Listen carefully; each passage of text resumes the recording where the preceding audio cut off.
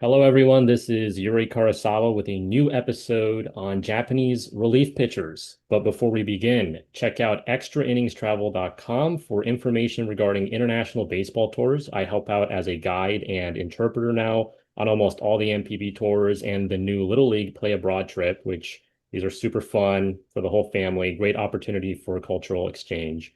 So if you're interested in coming to Japan, bookings are already open for 2026. Also, please subscribe to my newsletter on japanball.com and check out all the socials for weekly NPB news and updates, including during the off season. Now, today, I'm joined once again by Brandon Tu, a regular co-host of mine at this point. Brandon is an operations analyst at Sports Info Solutions and now a pro evaluator at Prospects Live. And SIS baseball, I'm sure everyone is pretty familiar with the data they do, like defensive runs saved. And yeah, so we've promised the people a reliever pod. This episode is going to be all about the top relief pitchers in Nippon Professional Baseball. Excited to get started, but how's it going, Brandon? And are you looking forward to the rest of the postseason and then the off season? Yeah, I am. I'm doing well, man. Excited to be on. Excited to talk about relievers. I think they go unnoticed, and don't get talked about in the public space enough. But yeah, I'm super excited about the rest of the postseason, not only in Japan but also in MLB. It's some exciting baseball being played so far, and we got our prospect evaluations and top 20s team stuff at Prospects Live right now. And I'm definitely going to have NPB content for Prospects Live, but also for Sports Info Solutions at some point in this off season. So excited for all of that. I'm going to get to watch a lot of different baseball. And yeah, I'm just excited to talk today. Yeah, awesome. I think it's going to be a really busy off season, not least because there's a lot of great Japanese players going over to MLB. But I want to start today with the question, kind of a broad one, which is what do you think is unique about Japanese relievers compared to, say, Americans or Latin pitchers in MLB? Because I think the velocity gap isn't maybe quite as big as you see with starters, since a lot of relievers Yeah. in NPB can throw in the upper 90s. But you see a ton of splitters. You see pretty good command, I think, from many of them, as opposed to just like pure stuff and blowing it past you. And a lot of them are like very set in their roles when it comes to how they're used, like what inning, what situation. But yeah, what do you make of NPB relievers as a whole? Yeah, I think there's a lot of set roles. There's a lot of you get this inning, you get the seventh, you get the eighth, you get the ninth. Um, some guys might come in as like firemen, like Mhm. to bases, guys on base trying to get outs. But for the most part, it's here's a clean inning. Now go get some outs. I think it's a little bit different than like maybe the matchup based aspect of maybe like MLB where there's more matchup based kind of and trying to get like okay, let's match up this lefty to this righty. I think you still have that in Japan a little bit. You still have like the matchup stuff, but for the most part, a lot of like the guys we're going to talk about are leverage relievers who get basically one inning and then you're out. I think that's very interesting in terms of just how they're used.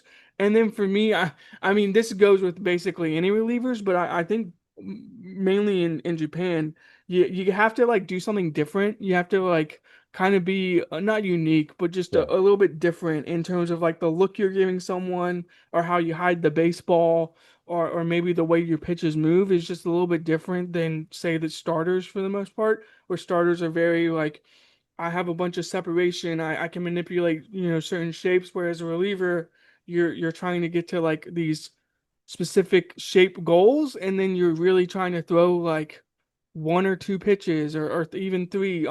You do have the relievers that have like multiple different pitches, and I think that is a little bit of a difference from like MLB, is you will get the guys who throw like a split, a changeup, and a Yeah. cutter, as well as like two fastballs. So that does happen in NPB with relievers, but then you also have the guys who just throw like fastball split, and you just see a lot more splitters. Um, Out of the bullpen in Japan than you would in like basically any other league in the world. So I do think that's like the big separator is the high velocity and the splits that you see out of the bullpen. Yeah, and I think that leads us perfectly to the first guy we're going to talk about. It's Shinya Matsuyama. Now, Yeah. Matsuyama became the Chinichi Dragons closer this year after the departure of Raidel Martinez in free agency. And immediately he just put up 46 saves. So he became, I think, the youngest pitcher in NPB history to have a 40 save season. He's only 25 years old. And this guy has a really interesting backstory because he was a 2022 developmental round pick, meaning he's not a top Mm, prospect. He wasn't even really on one of these pro NPB deals. So he had to really earn his spot, but he did it very quickly in 2023 as a rookie. Got called up and then just casually put up a 35% strikeout rate. Had not given up a home run in his first two NPB seasons either. Got clipped just twice this year, but still, I mean, he was absolutely filthy. A 1.54 ERA in 2025. I think this is a guy that plays with a ton of intensity. The new closer intro they made for him this year is actually a great example of that. They yeah. were comparing him to like a bear being unleashed from a cage. So I love the fire this guy plays with. And he is just like explosive, I feel like, in one word with this over the top delivery. So yeah, what do you make of Shinya Matsuyama?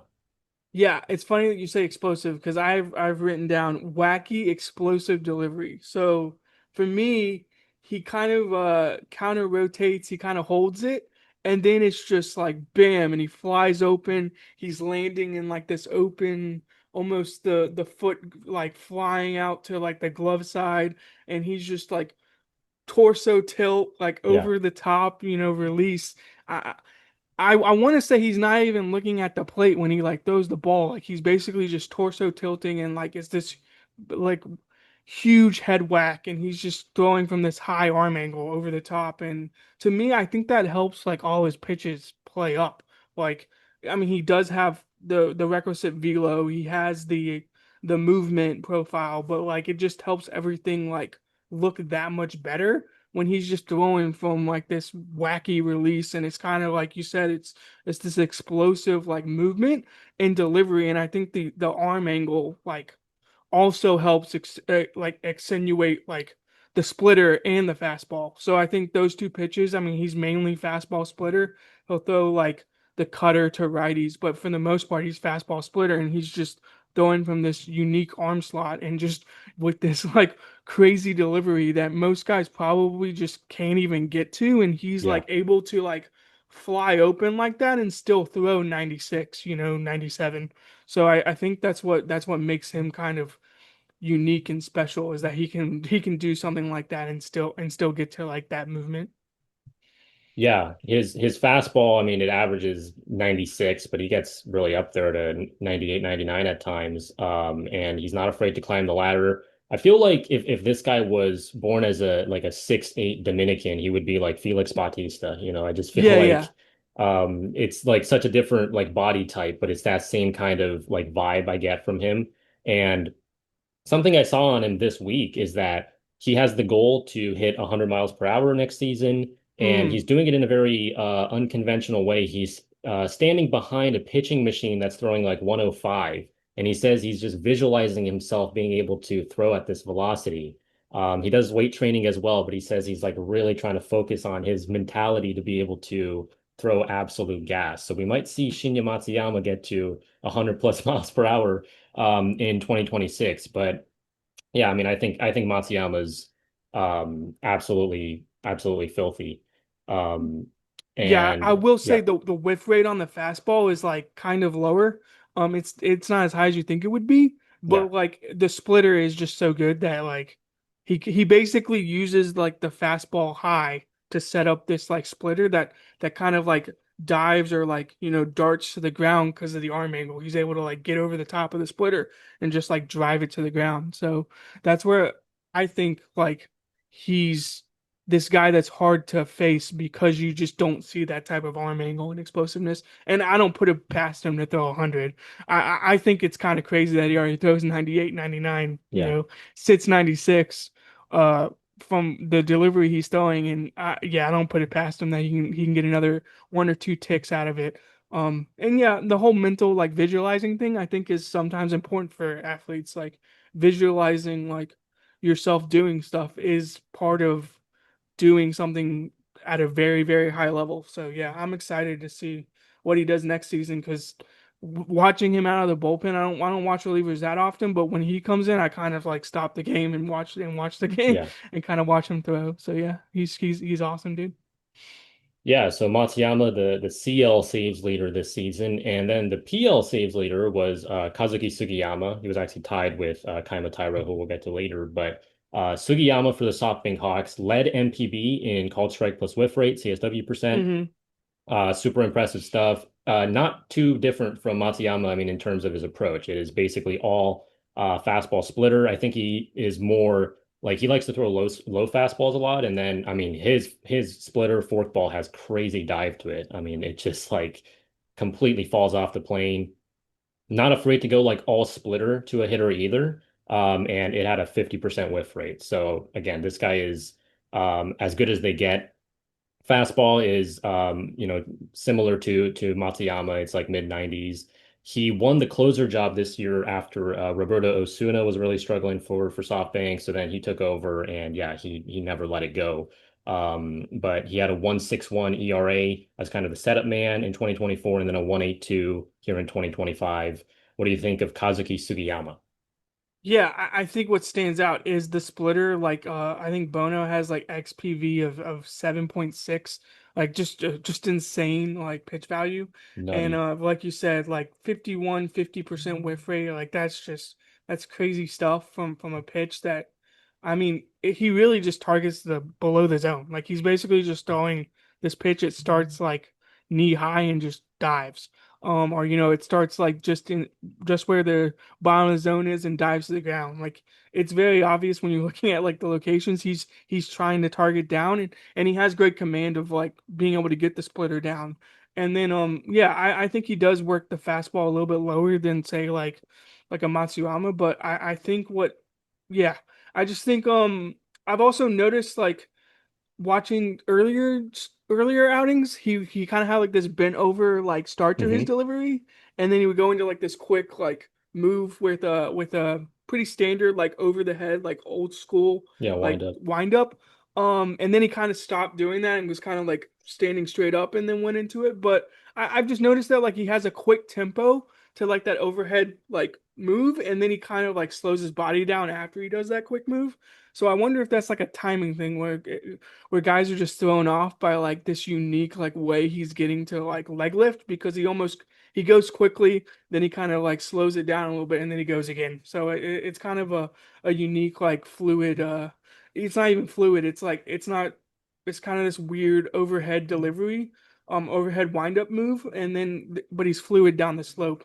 I will say the walks are kind of a little bit high, like 9% Hmm. walk rate is like kind of a little bit high, but honestly, if you're a reliever in Japan, you can walk a couple of batters and probably still get through an inning. So yeah, I really like him. I think Kazuki is interesting. Like Sugiyama is he's a dog. Yeah. I don't know. There's just something about him when he comes in the game. It's like I think he's gonna get the save here. Like I think the door's being shut. Basically, is kind of how I view it.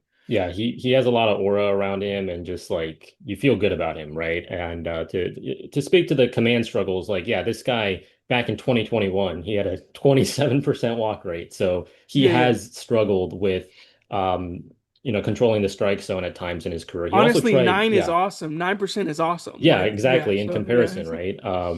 He tried starting even in 2022. Mm, Didn't work out. He tried to like play around with like a cutter and slider at that time. Just wasn't that good, and he just doesn't have the command for it. But I saw in an interview with him that in 2024 he changed his mentality. Um, he just said that he kind of really narrowed in on where he wants to attack and command the ball, regardless of what the pitch is. Which I mean, that probably sounds like pretty, basic standard like pitching philosophy. But for yeah. him, I guess he just narrowing in on like where I'm, locating this ball. Like that's really been able to help him these past 2 years. So yeah, I mean, you see the It's really results. funny to me. He's not the only reliever in the world who said that. Like Chapman's like, oh Right. yeah, I just started like trying to control my fastball. I just started trying to like command it. So I Yeah, think that's exactly. funny. Like yeah, again, that's just a mentality thing. I will say his four seam fastball, I think Bono has negative 1.9 XPV. So again, his four seam is not really the thing that It's just setting up the splitter, Yeah. and you do have to kind of like respect the four seam because of like he does throw 95, so you kind of Yeah, have the to like velo respect. kind of offsets the shape, I think. Yeah, definitely. So yeah, I really like him, and like I said, it's kind of a weird like tempo kind of a differentiator for him, I think. Mainly. Yeah. Now, someone who throws usually an inning or two before Sugiyama for the Hawks is Kouya Fujii, who actually Yeah. led NPB with a 38% strikeout rate this season. And Fujii is another one of these guys that just has a crazy kind of backstory. He was a 2014 fourth round pick by the Hiroshima Carp. So, I mean, that's, over a decade ago at this point, but he had a career ERA over 8 with Hiroshima. Then he went to Indie Ball to play with the Kochi Fighting Dogs in the Shikoku Island League Plus, which is, the highest level independent league in Japan. But he had even considered going to the CPBL. I mean, that's the Mm. level that he had kind of fallen to. But then in the Shikoku Island League, he put up a 1.12 ERA. He had 185 strikeouts as a starter, Oh. and he threw a no-hitter against SoftBank's third team, their farm team. So that was kind of the catalyst to the Hawks signing him in 2022. Goes on a developmental contract, and then this guy just absolutely figures it out like in a way that he never did in Hiroshima. He even tried starting in 2023, and unlike Sugiyama, I actually think he was very successful. He had a 2.35 ERA with a 27% K rate in 9 starts before he got hurt. But now he is back in this relief role, and I think he is an absolute stud. What do you make of Fujii? Yeah, what I noticed about him is when he sinks into his back leg and like drops, he kind of wraps the ball around his back leg and like puts it Mm, like almost in his back pocket. And I think that's like how it works. Like it's just like deception. Like he's putting the ball like in his back pocket, and then he's like riding down the mound, and then all of a sudden, as he's like rotating, it's like, oh, okay, here's the ball. yeah. It's a weird look. I don't know if I've seen like someone. I'm sure there are pitchers who do it, but kind of like wrap the ball around your back leg and like almost put it in your back pocket. Like that's got to be a unique like visual, and it probably hides the ball really well. So that was the main thing that like stuck out to me. And then honestly, like the four seam shape is like it's okay, like it's good, like the splitter's good, like he kind of also like throws this cutter that he can like work in the zone to like keep people off of the four seam. And I think just a K rate of like 38% is just absolutely nutty. Like um, we've already talked about this before, but like the ability to just strike guys out in NPB, like it's hard to just find strikeouts sometimes. Yes. And I think his stuff just plays up. The shape of his fastball is just I think different than a lot of other dudes, Yeah. and it shows out in the data. Like overall, like a 7.6 XPV, like the splitter's 3.3. Like I mean, it's mainly those two pitches he's riding, but like I also like that he has like the little cutter in it to like keep people off of the four seam. But it's clear that the four seam shape is there, and he's backspinning the ball. Like I don't have the movement on it, but like he's clearly getting vertical ride on this Yes. fastball, and he's getting guys to swing under it. So yeah, I really like him, and I like his fastball a lot. Yeah. Yeah, I don't know what he averages on the fastball in terms of vert, but in his most recent outing, he was getting up to 23 inches of in his Yeah. vertical break. So, So yeah, even if you take a 23-inch fastball in MPB, take that to MLB, like with MLB ball, he's doing like 20 inches. Like I think yeah. he would get like elite numbers anyway. Like so yeah, I'm with you. Like 23 inches from that slot, just that has to be something that like most guys just don't see. So Yes. yeah, I'm with you. I think he's really really good, and it bears out with like the whiff rates too. Like I think 30% whiff rate on his fastball this year. 28% to righties, 31 to lefties. Like he like dominates the zone with the fastball. But I do like that he has a little cutter in there, and I think he does occasionally drop like a curveball as well. Yeah. So yeah, I don't mind it. Yeah, that's the thing with Fuji, right? I think he's a little more dynamic than Sugiyama. I feel like if Fuji, could stay healthy and wanted to try starting again, I think they could definitely try him in that role. I mean, beyond just whiffs, like he gets a lot of pop-ups, really Yeah. rates very highly in terms of like soft contact rate. So I think Fuji has a lot of potential to potentially start. Yeah, also unlike some of the guys we talked about earlier on the list, I feel like he does have like the capacity to get to like a cutter shape or in a Yeah. curveball shape. He probably can get to a slider. Like I think there actually is a pathway for him to start. I just wonder what like the fastball velo would be once he starts starting.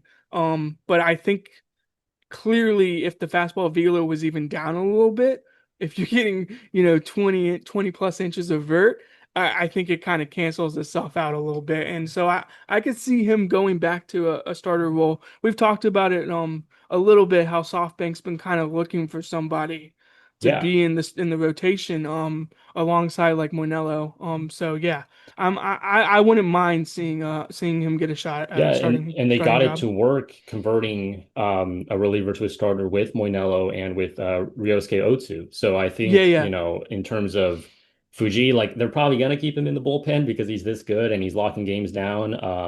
And they just get like they get enough stable innings out of the rotation, even if it's like slightly lower like stuff guys. But Yeah. definitely an option for them going forward.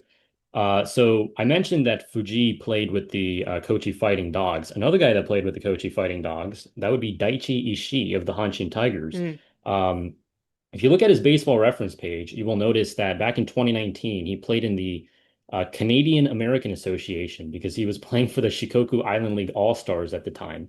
And he put up 13.5 K per nine in 4 starts. So he was a starter in independent ball. But in 2020, he was an eighth round pick. And the Hanshin Tigers, their scouts are really onto something because in 2020 they drafted Teruaki Sato, who just won the home run title, Masashi Ito, good like back into the rotation lefty, Shoki Murakami, their ace, Takumi Nakano, their star second baseman, and then Ishii. They got all these guys in the same draft class. And this season he just put up a 0.17 ERA, the lowest in NPB history, excluding 0.00 seasons. So I mean, he gave up 1 run all year. He finished the season with like 50 straight scoreless appearances after April.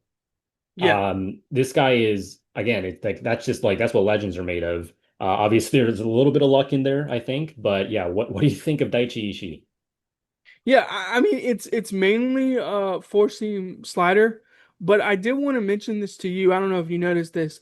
Pretty sure like the split change or like something that I think he throws a Vulcan. Like I Yes, think for he some does. reason he's also throwing a Vulcan in there sometimes, and like the numbers aren't great on it, but like the fact that he has a Vulcan, a split change, he can also like drop in a knuckle curve, like there's enough of a pitch mix there where it's like it's not just fastball slider, it's mainly fastball slider, 60% fastballs and 18% sliders, it's 55% to righties for fastball and 64% to lefties. So like it's or 65%, like it's mainly fastball. And then you sprinkle in the slider, but he does have these other pitches that kind of like, work in there. And I think he just keeps guys off balance enough. And I just did notice like watching outings, like he would throw the split and they would throw like the Vulcan off of it, and then he would come back to the fastball, obviously.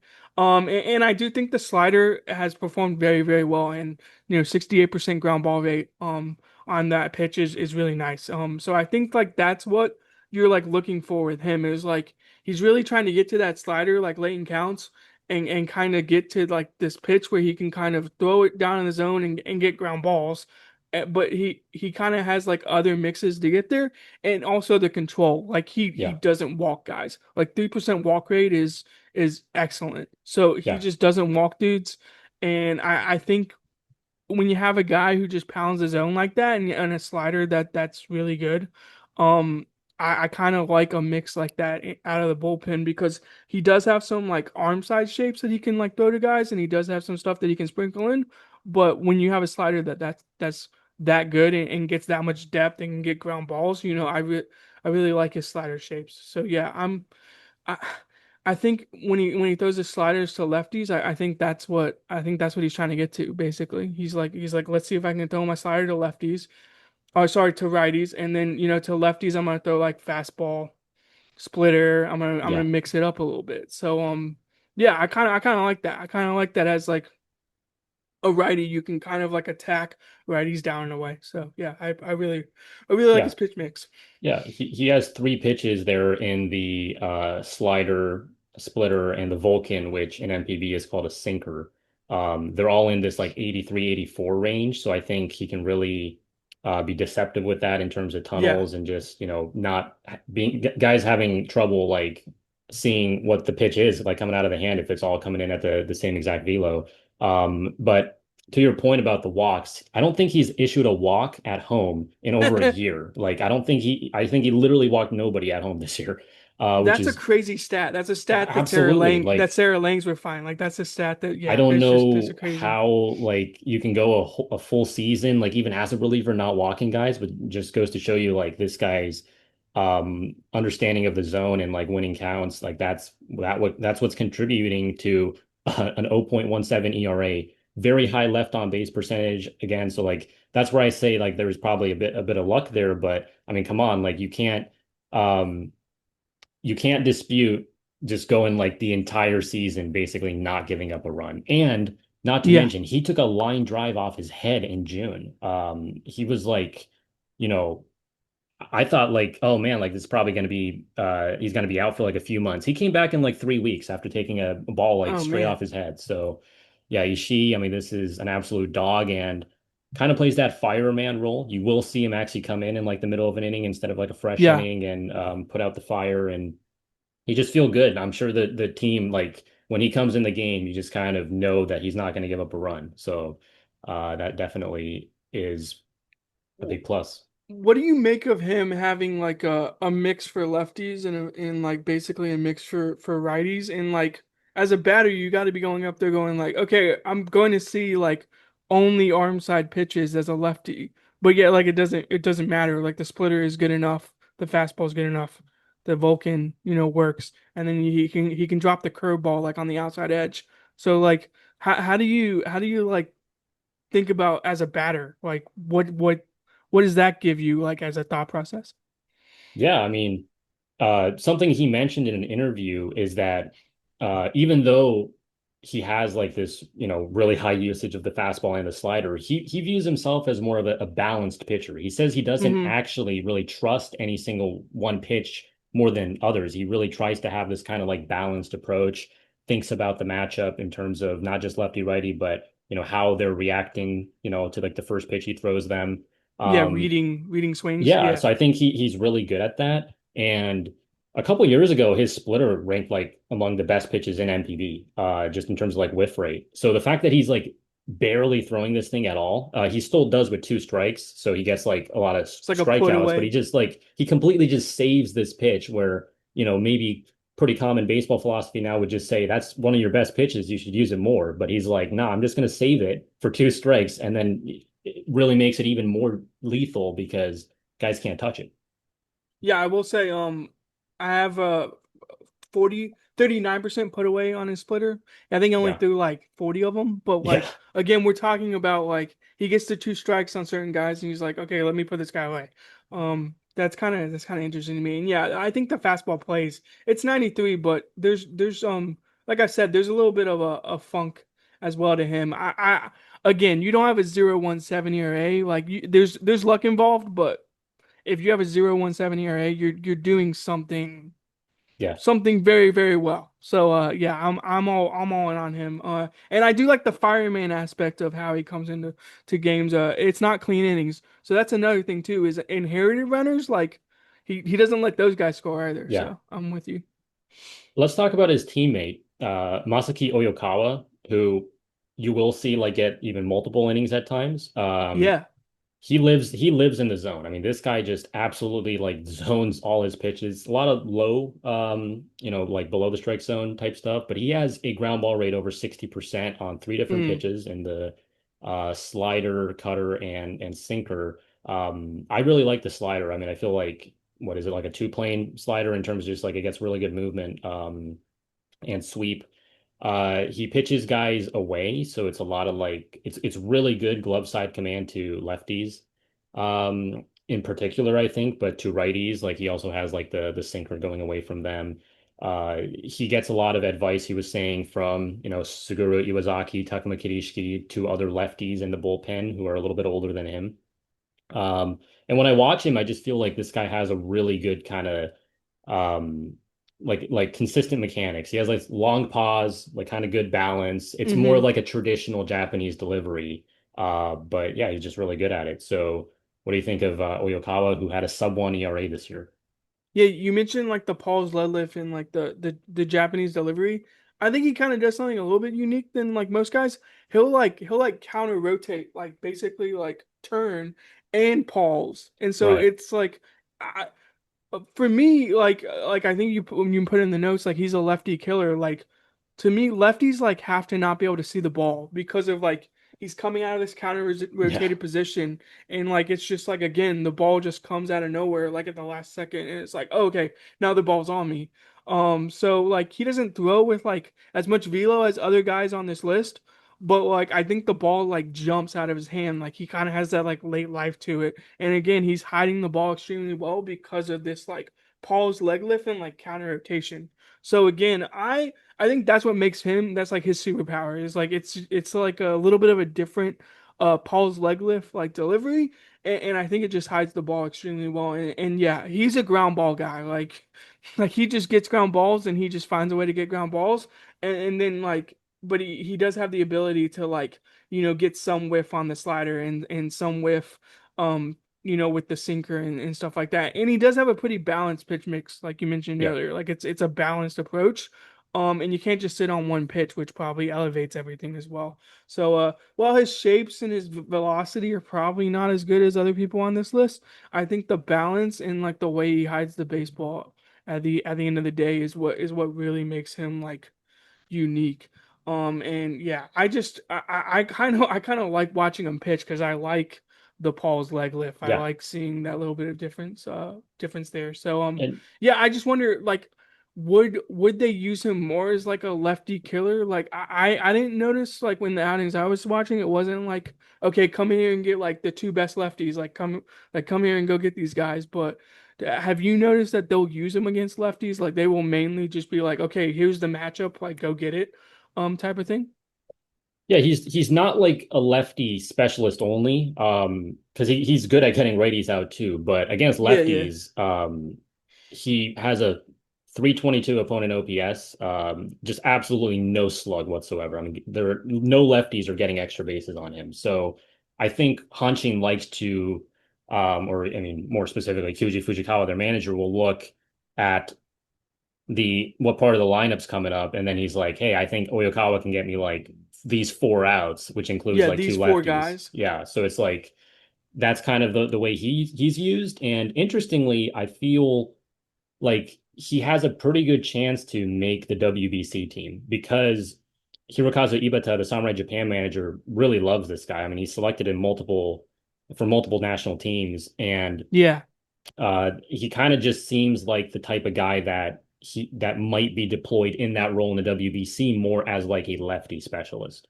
Yep. I mean those are a dying breed now in MLB because of the three batter minimum. But to be honest, in the WBC and when like let's say we get to like two outs in the seventh inning. And let's say Kyle Schwarber's coming up, like he's pinch hitting for someone for Yep. Team USA.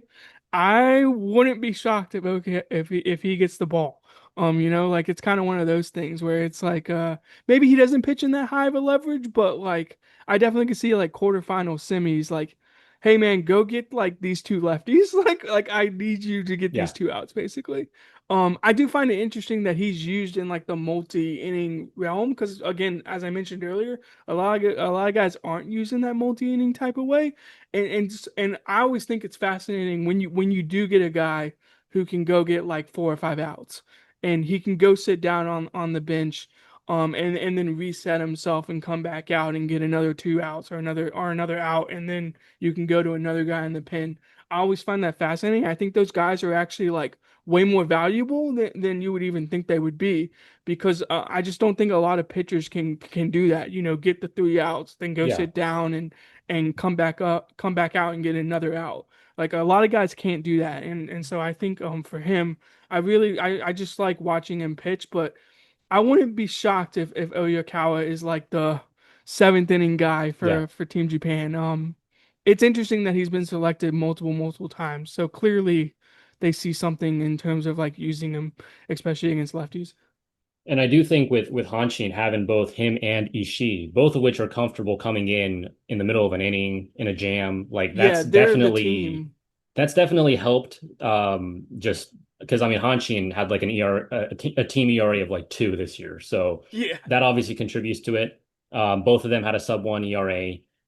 Just I mean combining the two of them, that's like they had like 80 holds with like a 0.5 ERA over 100 innings. So it's just like they Yeah. were together just like an incredible pairing.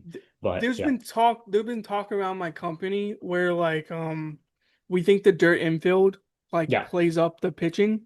And I'm not sure if that's a conversation in Japan, but I definitely think it's like it's been a multi-year conversation for Hmm. us, like just how the dirt infield impacts Hanshin, at home. And so I think when you can get guys like him who just get a ton of ground balls, I think it's like, okay, the dirt infield's gonna like slow the ball down. We're gonna have a chance to like really succeed here. So like if I'm Hanshin, I'm deploying him in like every possible Yeah. situation where I need a ground ball, basically, which is very interesting. Yeah. Let's get into Kaima Taira. Kaima Taira is Yeah, one of not only one of our favorites, but I think the English NPB community is just in love with Kaima Taira. He wants to start again though, and I think maybe with the departure of Kona Takahashi and perhaps Tatsuya Imai as well, Seibu will have no choice but to put him back in the rotation. He's kind of been pitching like a starter all year anyway. As a reliever, still throwing yeah. like 7, 8 pitches, kind of almost like a quiet protest of like, hey, I have all these pitches. I can start if you need me at any time, bro. But yeah, I mean, Tyra, anytime he's brought up, I'm gonna say like one of the most cerebral pitchers I've ever seen in terms of he's not a tall guy, but he decided to say, hey, I'm not gonna let that get in the way. I'm gonna make use of my short height by optimizing like the vertical approach angle. Hmm. Everything he does, whether it's like adding a pitch or like a training method he does it with a purpose. And if you look at his like velo band, he covers it so well. Like he has the four It's seam that's 96, he has the sinker stretched out. 93, the cutter 90, and then like the splitter sweeper sliders like the mid 80s, and then he, gets into the lower 80s as well. So I just think Kaima Taira is ready to be a starter again, but he did put up 31 saves, tied for the Pacific League lead as a closer this season. So, what do you want to add about Kaima Taira? I love him. He's I'm gonna go on record and say this. I think he's number four, number three mid rotation upside in MLB. Like I think he's that good. Um, I I find it hard to believe that he won't be back in the rotation, even if it's just Kona that leaves. I'll also go ahead and say this. I think it seems likelier that Imai might be posted, but I find it really hard to believe that they're going to post both of them and then be like, okay, now we got to throw Kaima in the rotation. I think they're going to throw Kaima in anyway.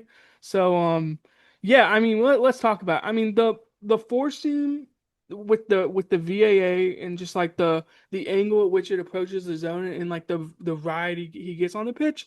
I mean it's very clear that he's trying to target the upper part of the zone. You can even see it in like locations, like he's trying to get the ball up there. And his catcher will like stand up to Yeah, like be like, here's the target, let's go. Um, but I also think it's interesting that like he has this like sinker that he's playing to both handedness even like he started throwing a sinker now and it's just like he's just adding pitches, and at this point, like we can go through it, but it's four seam sinker, sweeper, a regular gyro slider, like a cutter, a split. He started throwing a changeup over the split like this season, like just started throwing a changeup more than like the split for some reason. And again, like I do find it a little bit odd that he's like quietly protesting by just throwing all these different pitches, but I do think as a reliever, like having that type of array of pitches also might help in terms of guys just have all these different things they have to think about. But I remember I think Blake Snell like years ago said something like I have four like really good pitches. It's hard to like fine tune all those pitches like in between starts. It's hard to Right. fine tune four. So I don't know how Tyra like finds the time or the ability to like fine tune all these pitches within like the multiple outings he's doing a week. And maybe that's why he throws them all because he's like, I don't want to lose the feel for like the Yeah, sweeper. I don't want to lose the feel for this absolutely. gyro. So yeah, it's very interesting. But what do you make of like the changeup? Because to me the changeup was like weird. He just started all of a sudden throwing this changeup, and like I noticed that doing a couple of games of his. I was like, oh wow, that's like new. Like the changeup is like kind of like a new wrinkle. Like he was just throwing like splits, and now it's like okay, now he has this other arm side pitch. So what do you make of that? Yeah, I think he does, like obviously it's a pitch that he likes to use like going to like as a fade away from lefties, and I think it's great. It just gives guys a different look from that splitter. It's a pitch that he gets a lot of chase on, and it just like complements his mix again really well in terms of where it fits in as like a velo wise, like as a bridge pitch. And uh, Taira, I really recommend people watch the Pacific Swings interview that he did with David Yeah. McKinnon. Another again, he's chasing like 100 plus miles per hour. He wants to completely just like maximize what he can out of this smaller body of his. Obviously, he likes to have he's kind of wide, so he's like very strong despite the short height. And yeah, I mean, really like the new changeup. I'm a especially big fan of the cutter as well. And anyone who has Yeah. like three different fastballs like this, like again, they're starter caliber. Like the fact that this guy is has been a reliever this whole season is just absolutely insane. And again, if they don't turn him into a starter, I just think that's a huge mistake. But It is interesting to me. I think this might be like more of a Japanese thing, like the cutter away from righties as a yeah, righty. So like same-handed cutters away. I don't usually see that in MLB. Like it does happen, but like the idea, I guess, is just like you're adding another glove side breaker to this sweeper slider arsenal. Like you're just adding more pitches to like tunnel with. And like that was something we talked about with Sugano, right? Like targeting yep, down and away with the cutter. So I do find it interesting that he mainly only throws the cutter like glove side. But like honestly, if he goes back to starting, this is like me big brain thinking a little bit. Like I wouldn't be shocked if he starts like backdooring cutters and backdooring yeah. curveballs and doing a little bit of different stuff. Just because the league has seen him um in terms of all these different pitches. So I think in terms of the pitch mix, I mean it's as dynamic as it gets from in terms of like a depth of the arsenal. And like we were saying, like he stretches the rubber band of the velo band like all the way out. Like it's stretched as far as it can go. So yeah, I really like watching him pitch. Like I will stand behind. He's a number four, number three starter in MLB whenever he comes over. And I think he should come over as a starter. Yes. Whether a team agrees with that is another point, but that's also probably why he's going to end up in the rotation this year. It's probably to build himself back up to that starter level before he eventually wants to come over. So I get it. Yeah, let's talk about a teammate of his, Shinnosuke Hada. Now, Shinnosuke Yeah. Hada doesn't really fit like the rest of these pitchers on this list in the sense that I don't think he's like polished in any way. He didn't really even pitch much this year. He's also currently down with a elbow injury, which is obviously like not what you want to see. I hope he pitches next year. But he has the nickname Japanese Randy Johnson, which already that's going to pique everyone's interest. Yeah. Um, he set the record for fastest pitch by a Japanese left-handed pitcher this season at 99 miles per hour. I mean, you can probably bump that up if the decimal reading was there to like 100. But despite throwing like in the upper 90s, his fastball doesn't get whiff. But No, it he's just like a doesn't. really funky guy, like violent mechanics, really great gyro slider in my opinion, but his fastball had an 82% ground ball rate. I mean, what's up with that? And overall, he had a 78% ground ball rate. I mean, these are all like top of NPB. This is a guy that's just absolutely pumping gas while also just like getting a lot of ground balls. So What do you think about Shinnosuke Hada, both in terms of like who he is now, but also in terms of projecting him? What could he be as like a starter, for instance, in 3 or 4 years? Hmm. That's tough because I it's 40 grade command at best. Yeah. Like I- it might be 30. Like he sprays the ball. But I don't think anyone has the stuff and the visual look that he gives. Like in Japan, no one has that. Now, I do like the Randy Johnson comparisons. I will say if people are trying to picture it, he's not like Randy Johnson like sidearm Right. throw. The slot. It's more like three quarters. But the idea is, as a lefty, it has to be like nerve-wracking to stand in the box against him and just see this like tall dude throwing like from this like three-quarter slot and just like ripping pitches, as hard as he possibly can. I might be lower on him than you are, but I mean I still like him, and I think for him it's not like this upshoot four seam. It's like a run pitch. So Yeah. maybe that's where like all the ground balls are coming from, is he's just like running the ball into like barrels. And if you think about like four seam whiff in like a bigger brain concept, is like you're gonna get whiffs from like the what we were talking about earlier with Kaima, like the low slot, ride it up through the zone. Like that is how you're going to get whiffs. That's how you're going to get guys to swing under the ball. If you're doing something that kind of like flattens out the ball and flattens out the angle, then you're just not going to get as much whiffs. And I think that's where we're at with Hada, is he's never going to be like this huge fastball whiff guy in NPB, but if he can just find the zone, if he can get to 40 grade command, I think even 40 grade control, I think that like there's enough there stuff wise where I actually project him out to be like decently, like a decent starter, and very talented and good. Maybe I'm just a little bit like, I don't want to throw cold water on it, but maybe I'm just a little bit more down than you are, because when I watch him pitch, I'm like, man, he has no idea where the ball's going. Yeah. So it's just hard for me to be like, yeah, I want to buy in, and I want to buy into that. So yeah, I wonder what like your take is on him, because I know you're pretty high on him as like a prospect and as a young pitcher. Yeah, I mean, you're absolutely right. Like he has no idea where the ball's going right now. It's just like he zones the fastball so much, just basically like towards just the middle of the plate. I mean, he just like get me over for a strike. But yeah, I mean, how does a guy since he was like basically 19 that Taira, who we just talked about, and other teammates of his have been raving about in terms of like, I Yeah. watch him in the bullpen, this guy's going to be the next big thing. So that's where I initially started I watching got you. film on Hada.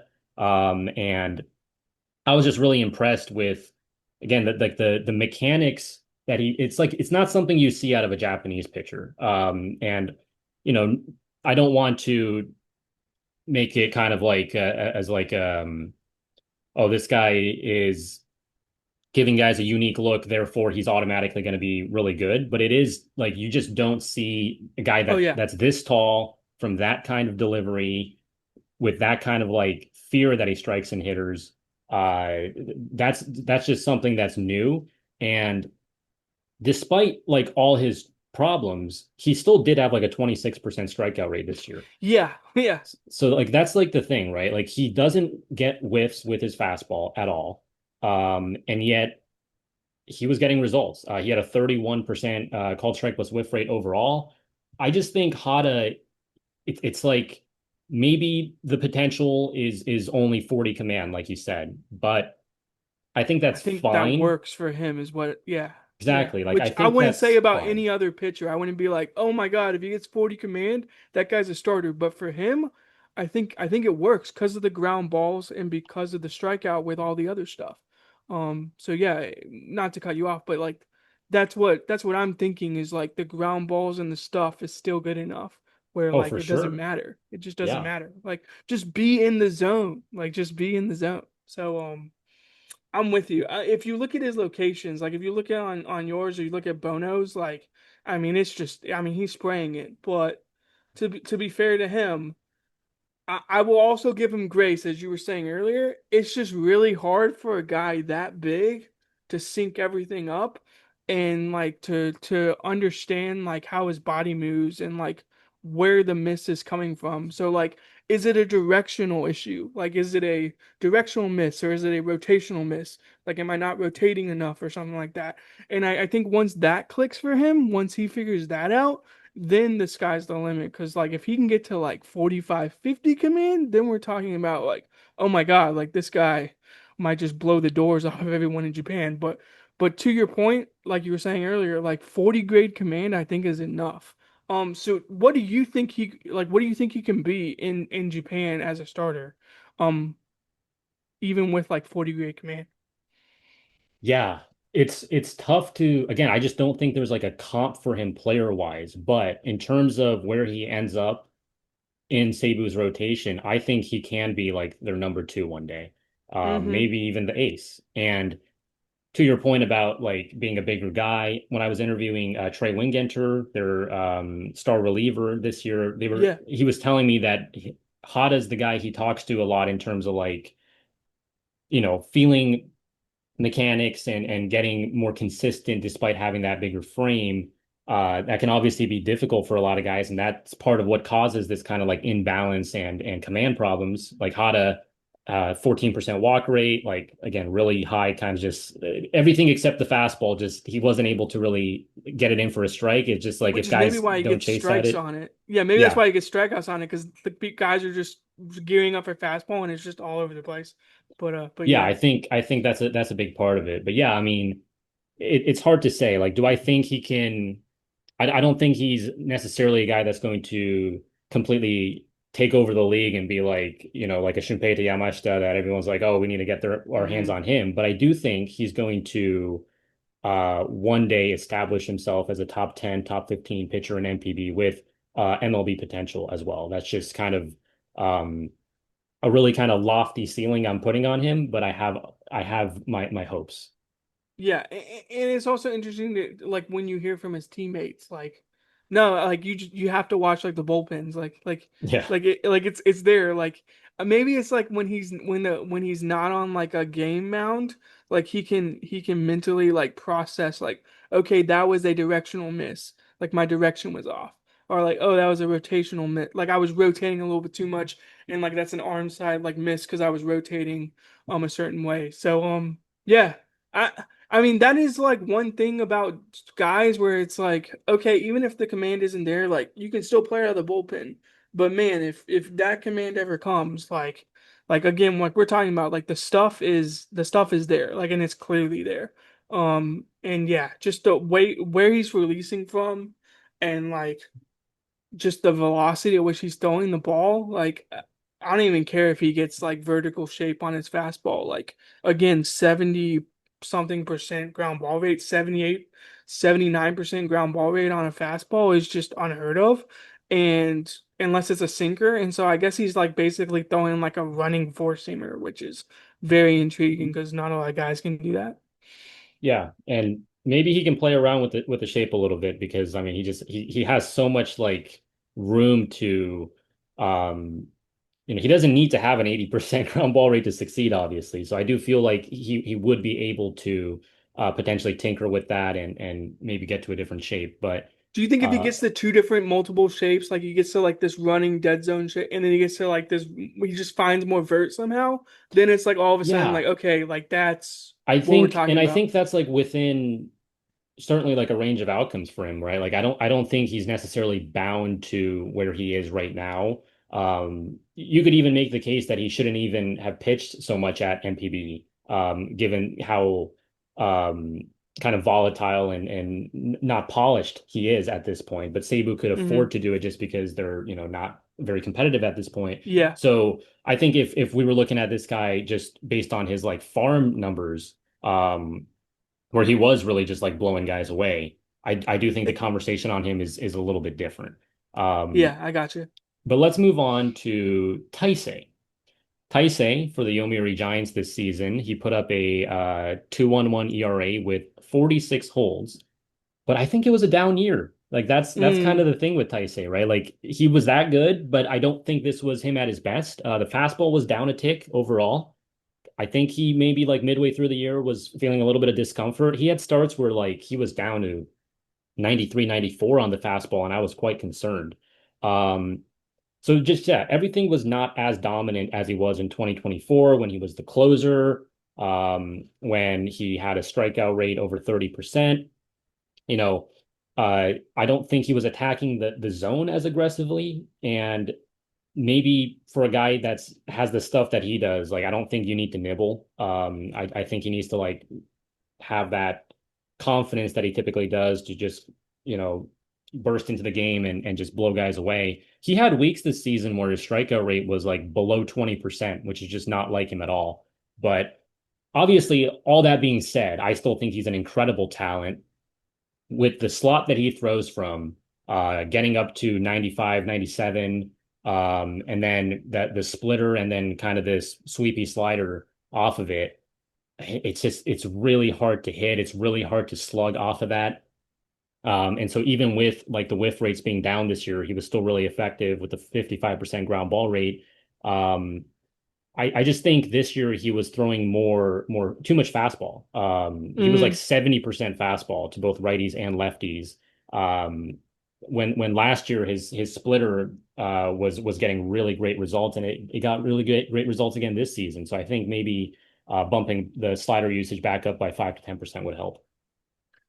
I find it intriguing that he basically is throwing away from the batter Hmm. based off handedness. Like Yes. to a lefty, he's throwing like arm side. To a righty, he's throwing glove side. And I don't know if he's like afraid to like hit the batter or Yeah. he's just like trying to almost he just knows that like his pitches can like play on that outside. And I totally get it from like a usage standpoint because like the arm slot is so low in sidearm that like if he throws a glove side fastball to a righty and targets that outside corner, he can then throw like a splitter or a slider off of it. Like I Sure. totally understand that in practice, but if I'm a batter, like I'm almost eliminating the inside part of the zone against him. I'm Yes. almost just taking that away. And to your point, if you're gonna throw that many fastballs and I can just sit away, I can just hit the ball the other way against you.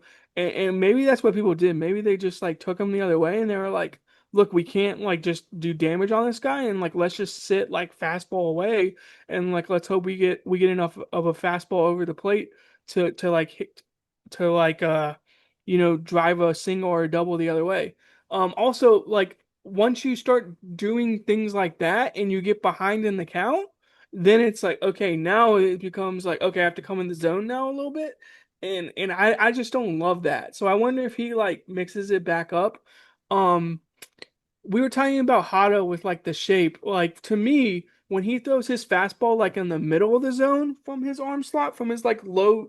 So I'm trying to like show it on video, but he throws from like a sidearm Yeah. slot basically.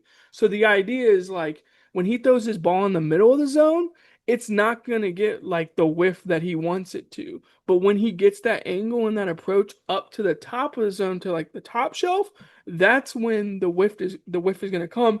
And I just feel like in general, he just wasn't getting the ball up in the zone enough. And so to me, like that's what makes him like really, really special is when he can throw from this low slot and like ride the ball up through the zone and then throw this split off of it that guys are like, oh, I have to sit fastball. Like he's about to throw a fastball up at the top of his zone by me.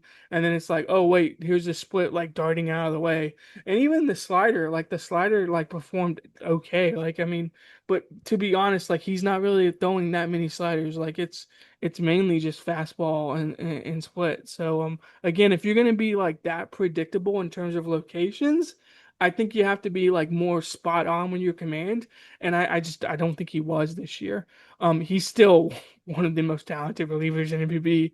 And to be quite honest, you could drop him in any bullpen in the world, and he'd be an eighth or ninth inning guy. Like I Yeah. fully believe that. So yeah, he's unique. He's different. The slot, like you're saying, the velo from the slot is just absolutely insane.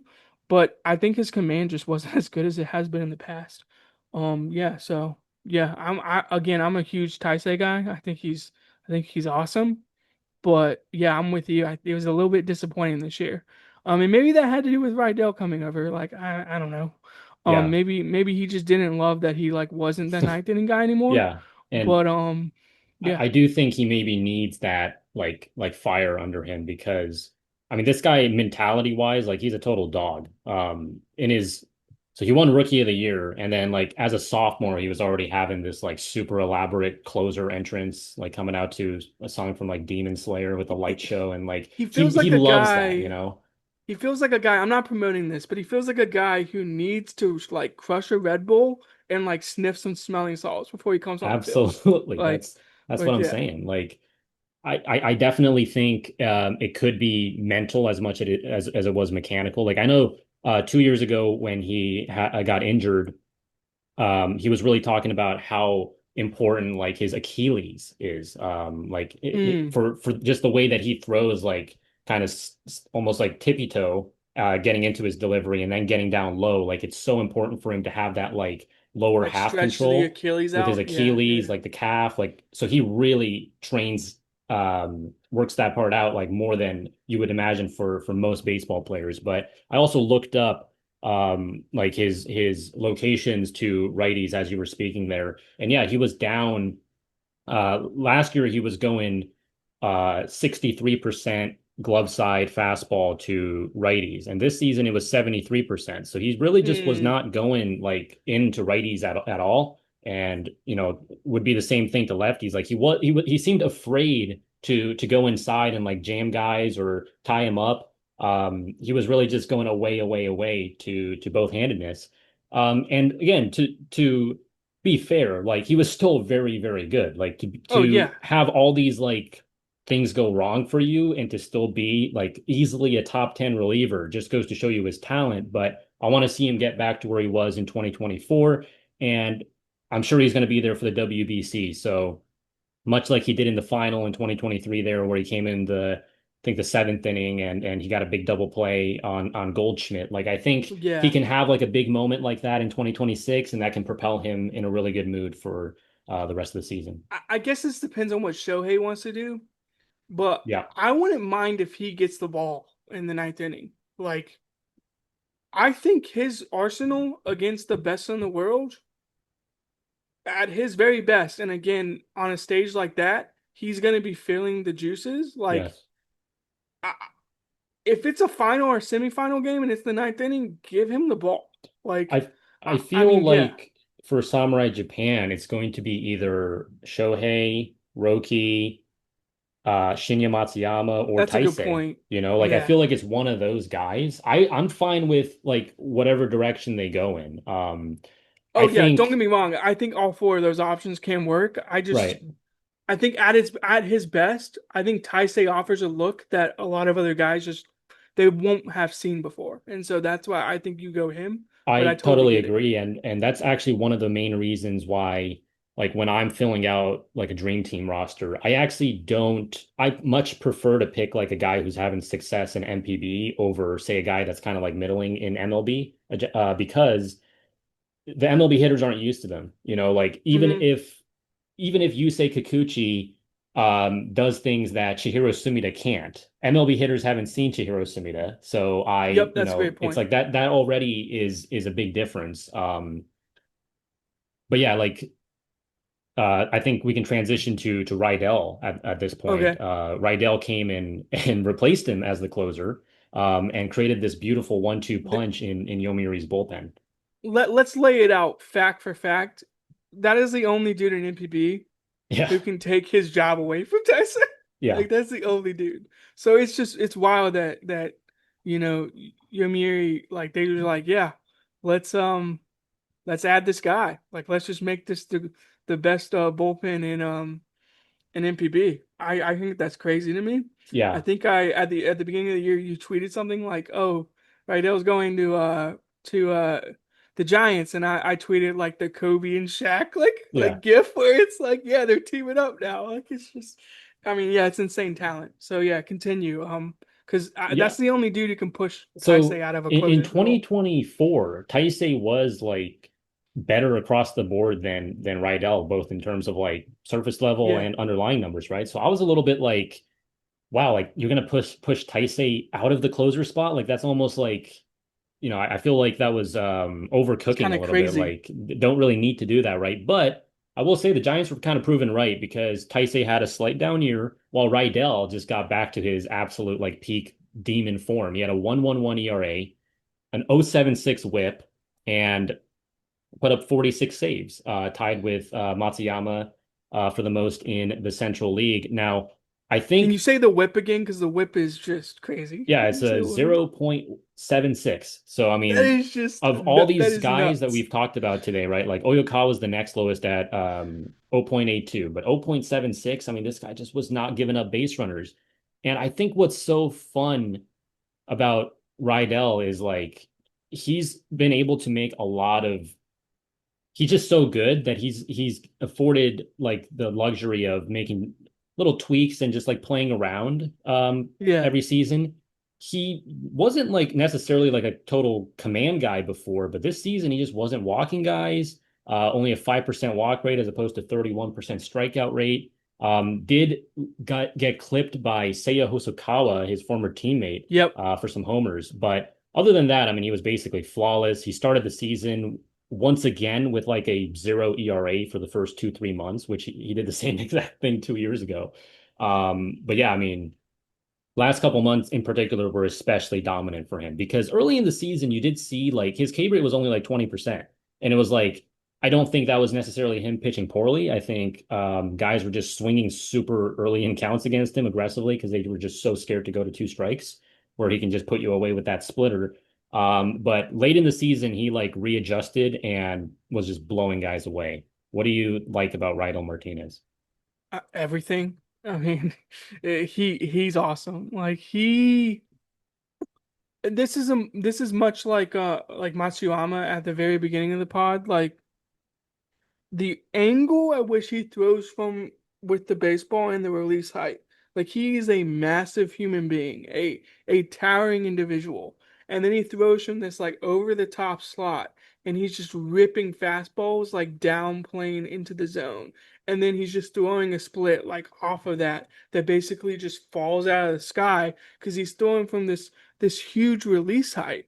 And it's like I it has to be hard to face them because like the ball's coming from up above you, like it's coming from up above you down into the zone, like way up above you. It's not like normal release height like metrics.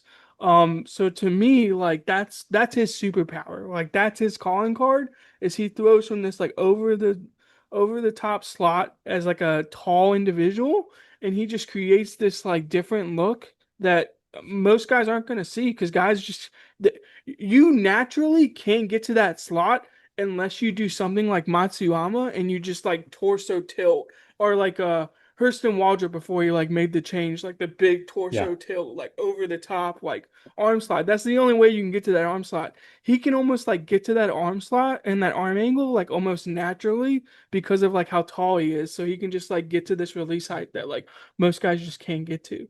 So I mean, if you pull up Bono's model, it's just red. Like it's a bunch of red. There's a couple of like blues, like faded blues in there, but like for the most part, it's just red. And I mean, you can go to any metric and he just absolutely dominates dudes. Like what is it like 44% whiff rate on the splitter, 25% on the fastball. Go to righties and lefties. He's not as good against righties with the whiff rate, but okay, that doesn't matter because he just blows away lefties with the 28% whiff rate against lefties. So it's like, okay, I see where like righties could probably give him some trouble because maybe they just see the ball better, but like at the end of the day, like he still gets a 20% whiff rate on against righties and you up it to 28% against lefties and then the split basically stays the same Yeah. based on handedness. Like either handedness is it's around 44, 43%. So I just think when you have a splitter that's that good from that slot, it again, I'm a big proponent of like the higher the arm angle, the better the split can be because it just creates this like depth and drop that most guys just can't track and can't get used to. So yeah, I really like him. Like to me, talent wise, it's Taisei and Raidel, and I don't think it's a conversation.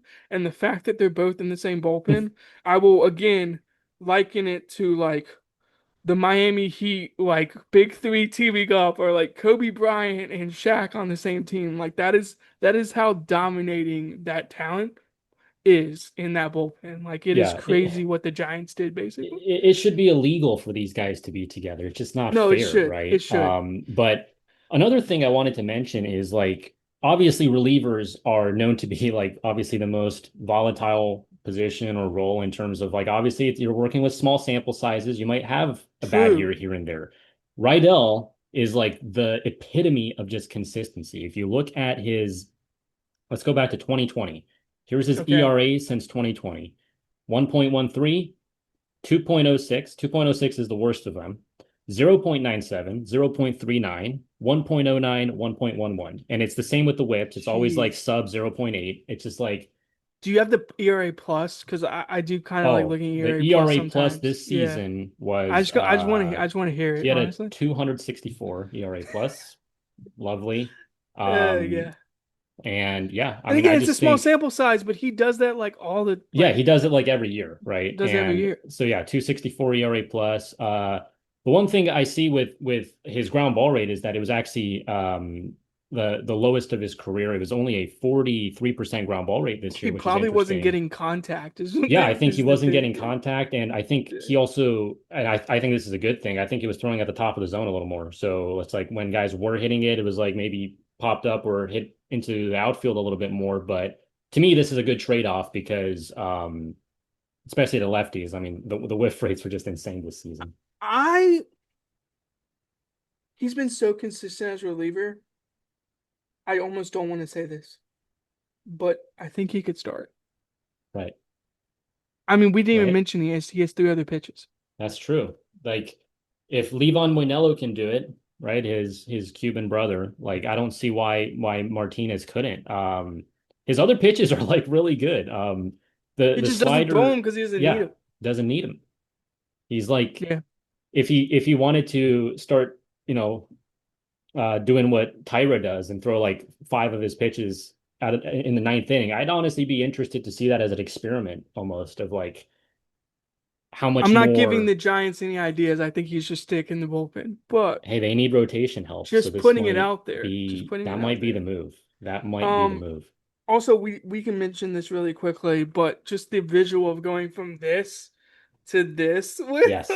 with with uh with Rydell to Yeah. Taisei is just so funny to me, and that has to throw hitters off too, because it's like, okay, I just saw this low release, and now I got to get ready for this high up. Yeah. And I So think yeah. the Giants honestly primarily because of those two, but also because they have other kind of funky guys like Yeah, they do. They have other like sidearm guys too. Yeah. yeah, like Eito Tanaka's a huge ground ball guy. Kota Nakagawa's a funky lefty. Funabasama won Rookie of the Year last year. It's the closest I can think of right now to like that 2020 like Tampa Bay Rays graphic The in the Rays postseason, clock. right? Yeah, the Yeah, the Rays Rays clock. clock. Yeah. Like Giants are giving guys some really interesting looks. Need a little bit of help in the rotation though. Um, let's move on to the penultimate player we're going to talk about today, and that's Naoto Nishiguchi. We Mm, we rarely talk about Rakuten pitchers on here, unfortunately, because it's they don't sad. have very Sad. many good ones. But Nishiguchi is a diamond in the rough. He had a 37% strikeout rate this year. So I mean that's the next best after Kouya Fujii, who we talked about earlier. And this is a guy who, dare I say, has an invisible. I mean, it's Yeah. 71% strike rate on his fastball, despite only throwing 93. So it's like low to mid 90s at best. And yet he had a 32% whiff rate on his fastball. Um, 2016 10th round pick. So again, not a top prospect. What do you think makes Naoto Nishiguchi like this good? For me, I think it's like the delivery, like he brings the hands up, he kind of like leg pulses, but then he brings the hands down and like the handbrake is like all normal and stuff. But to me, that has to like throw off a little bit of timing where it's just like, oh, okay, like the glove's going way up, and I just think for me, like when you have a fastball that performs the way his does, and then you can throw a splitter down below the zone and get 76% ground balls, like that is just a recipe for success. In all of baseball, but especially in the NPB. Like if you can keep the ball on the ground like that, then I, I think you can absolutely play basically, you can just play up that splitter better than anyone else. It is crazy. He threw 89 splits this year to lefties, 90% ground ball rate. 90. I mean, that's wacky. Doesn't make sense. Against righties, he threw 171 of them, 77% ground ball rate. So he clearly just gets ground balls and he knows how to get them with the splitter. And then like you mentioned, the fastball is just this invisible that just rides through the zone and it just carries and it just misses bats. So when you have those two pitches together, he has a bunch of other pitches. He like barely throws them. And he really should because these two pitches are that good. Like Yeah. 10.1 XPV in Bono's model on his fastball is crazy. Like that is breaking the model. That is how good that is. So yeah, I think I mean 70% usage against righties and 63 against lefties. Dare I say we can get to like 75 and we can get to 65? Like that's how good the pitch is. Like I'm always very intrigued and very happy when I see like an invisible play up in like NPB because it gets my thoughts racing with like, man, like if I drop this fastball in like another league, like what would this guy do? And Yeah. and yeah, I think it could play. I think it's like that good of a pitch. Like I think it plays in like all leagues. So I don't know what he's getting in terms of movement. I don't know if you've seen like movement numbers on it, but I mean like you said, it's an invisible. Like it just disappears. Uh, if I was writing a scouting report on it, like it teleports past the barrel, like is what it Yeah. basically does. So yeah, I think 31% whiff against overall and 37% against righties and 24% against lefties. Like that's gonna play in any league in the world. Yeah, like I don't have the vert number, but I'm pretty sure like I've seen people post that it's like I think he gets up to like 24 inches just because I mean that's I mean, right. that's I mean like it has to Jonah be. Tong Yeah. 20 inches of vert. Yeah. And yeah, I think Nishiguchi, I just want to talk about how much growth he had from last year. So in 2020 four, he was out for basically the entire season with an injury. But then in 2023, his last like, true um season, he had a 4.56 ERA, only a 17% K rate. He basically more than doubled his K rate here in 2025. And he had a 1.07 ERA. So I mean, yeah, this Hmm. guy just kind of became unhittable. I think if he wasn't clipped by Ryo Ota for a homer in extra innings in the last game of the season, I think it was going to be a sub one. We're really close to it. But yeah, I mean, I think, That was a crazy swing too. I mean, it was a fastball miss in the zone, yeah. like it just missed. But yeah, that was a crazy swing where I was like, And wow, that he ball got almost out. never gives up a homer on the fastball, Yeah. obviously. So um, other things, I mean, obviously you were mentioning like the wind up and the pause. I also like how he kind of pimps it and like the arm flies back a lot Oh of the yeah, time. I didn't even bring that up. It's like a Yolanda Ventura like crack Yes. the whip like recoil.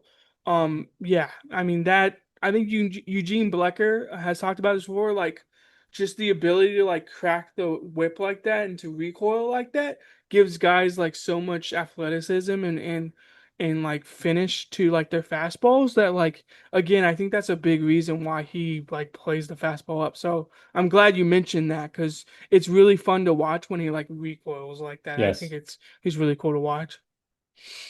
Yeah, and he again, with the exception of a few homers here and there, he just guys can't slug off of him. I think a big part of that is he has one of the lowest opponent pull rates in NPB. So Yeah. obviously, with a dead ball, if you're not pulling it in the air, it's just like I mean, it's already like obviously in MLB you want to be able to pull fly balls for homers, but especially in NPB where it's just like oppo is just almost impossible unless you have like special kinds of power to It's consistently like do. You guys aren't going to hit you. I don't want to put this on him. It's like reminiscent of like Roki and like guys weren't pulling his fastball, like they were just behind on it. Like I I mean, other than Ota taking him out, like I watched 10 or 9 stars because I mean 10 or 9 outings because I was pretty intrigued by Yeah, him, so I just kept watching. And I was thinking in my head, like, I haven't seen a guy square up a ball yet, like against him. yeah, Like, I don't really understand how you can play against him if you can't even like yeah. square him up. I'm trying to see Um, who else homered off him this year. it'd be wild if it was someone It crazy. was Tyler Nevin and Framil Oh, Reyes. okay. Oh, okay. Well, So okay, that makes sense. I was yeah, gonna say Tyler Nevin with his torpedo bat is yeah, out here yeah. cracking So Ota homers. was the first So, Japanese hitter to actually take him deep this year. Interesting. oh, interesting. Okay. Yeah. Yeah. Uh, Another thing I wanted to just mention quickly on Nishiguchi is back in 2021, a lot of Rakuten fans were calling him the Yanagita killer because Yuki Mm, Yanagita, his two worst opponents were Yoshinobu Yamamoto and Naoto Nishiguchi. In 2021, he was 1 for 14 with 7 Ks against Nishiguchi. And if you are carving up a future Hall of Famer like that, like arguably yeah. the best Japanese player of this generation, you're probably doing something right. And that wasn't even when he was like obviously at his best. He was still like, in his early part of his career, even better at this point. I don't want to put our DMs on blast, but I'll go ahead and say this. I messaged you like, oh, it's Kondo, Akamoto, Sato, and then like Murakami for talent. But Yanagita is clearly in like the top 5 talent category of MPB hitters. So Yes. yeah, if you're carving up a guy like that, yeah, you have special stuff. Yeah, so I like watching him pitch, and I don't watch a ton of Rakuten, but when it gets to the end of the game, sometimes when I'm charting another team, I'll just Yeah. be like, okay, let me skip to like the eighth or the ninth here and see if I can get some other looks at him. So yeah, Yeah. Nishiguchi's I like him a lot. I think he's gonna sustain it too. Like I don't think it's gonna be like a 1 year thing. Like I think there's like legit traits in the fastball and the splitter. Yeah. And I do want to shout out Shoma Fujihira, another really good pitcher out of their Yeah, he's a bullpen. good Like one. it's kind of they don't really again, they don't have much there, but Fujihira's a good one. And then Kosei Shoji out of the rotation. I mean, Rakuten, Shoji, they're coming up. They're getting better. I can't remember if it's Shoji or someone else, but someone stacks their fingers on their sweeper, and I've never seen a guy stack their fingers on a sweeper.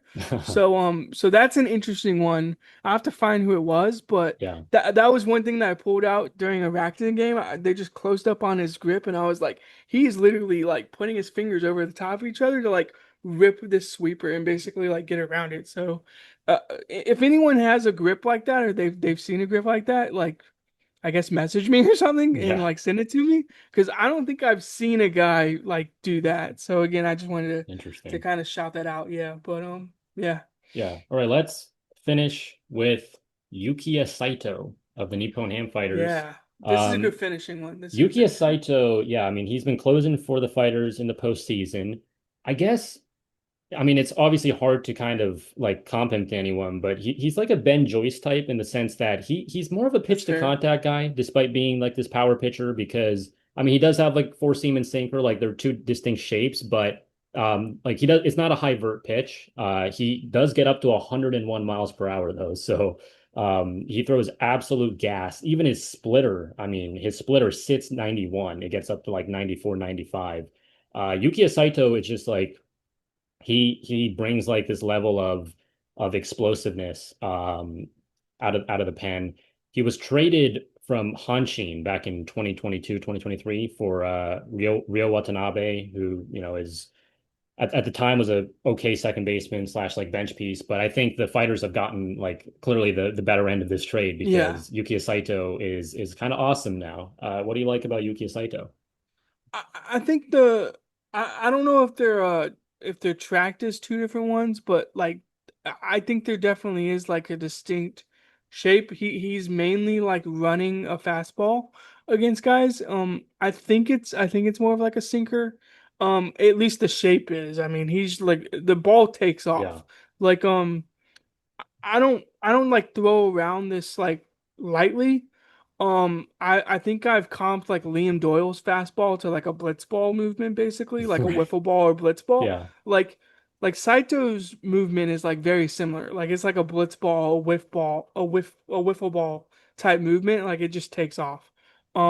So yeah, and I watched all three of his outings in the postseason, and he's just been like obliterating dudes. Like he comes in the game and it's like the game's over in 5 minutes. And I mean, when you have a fastball that's like gets that many ground balls and then you get a splitter off of it that gets the same amount basically.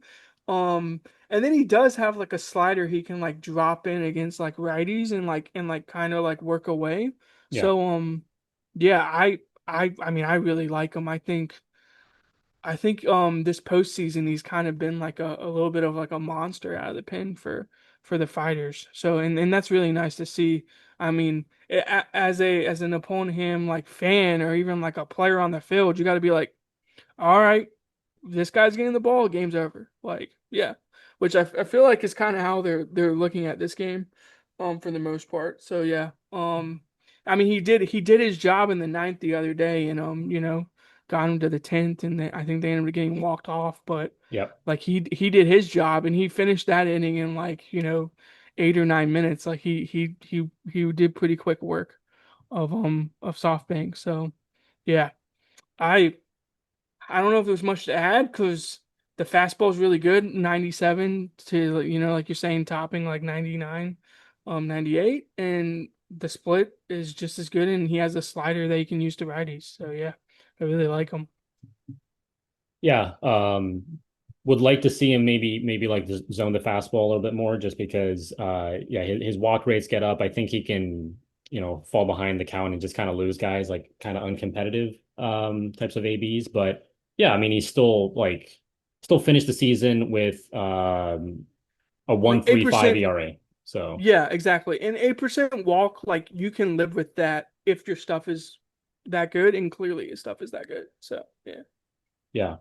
All right, so that covers the 10 or 11 relief pitchers that we kind of listed up. Obviously, like there are other like really good guys in NPB, but I wanted to save some of them for maybe a future episode or guys who maybe weren't quite at their best here in 2025, but I think have like the potential to get even better. But yeah, any closing thoughts and what are you like most looking forward to when it comes to this off season for on the NPB like players getting posted or like free agents? Like what kind of what are you looking forward to? Yeah, yeah, just closing thoughts. I think if you've heard us talk for this long, if you stayed around this long, in order to be successful in the bullpen, you have to have a little bit of a funky look or just outlier traits. That's like what makes guys like click in the bullpen, and that's what makes people succeed in the bullpen. And again, we're talking about a position that's very volatile, and year from year, you just you never know what exactly you're gonna get in terms of like these small outings. 1 inning guy gets on second base, the guy hits a double, then two singles, and then all of a sudden you're down. Um, it takes like a certain mentality to pitch out of the bullpen, and I think it kind of goes undervalued sometimes, and even a league like NPB where you're asking your starter to go like 7 innings or even 8 innings. You're asking your starter to go deep, and I get it. Like the starters are the best pitchers on the team, especially like the number ones and the number twos. But I think these guys at the back end, I think that's going to be more of a thing in Japan as we keep going along. Like I think we're going to get to like, more bullpen usage, or even like Yeah. we talked about a little bit earlier in the podcast. I think even matchup based like stuff in Japan is going to like take off a little bit at some point. So we'll see how that all that goes, but yeah, that's kind of my closing thoughts on relievers. And then for the off season, man, I'm just interested to see like who gets posted in terms of like it's basically confirmed from what I've heard from you that like Akamoto's getting posted most likely, Takahashi's probably getting posted.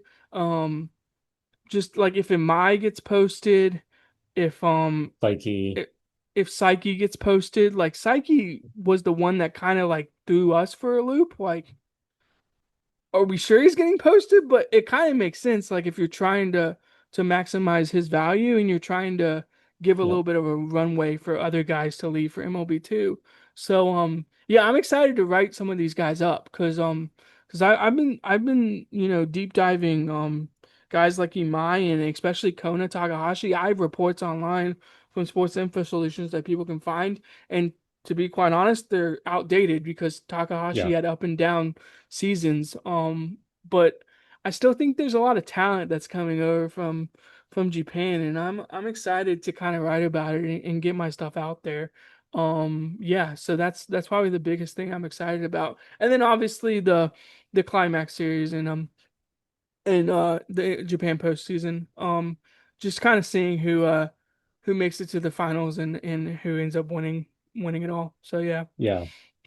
Yeah, the off season, this one could be pretty special in terms of like very rarely do you get I mean there's a lot of pitchers going from NPB to MLB, but if we get Munetaka Murakami and Kazuma Okamoto in the same winter, that would be pretty crazy. They're really good friends as well.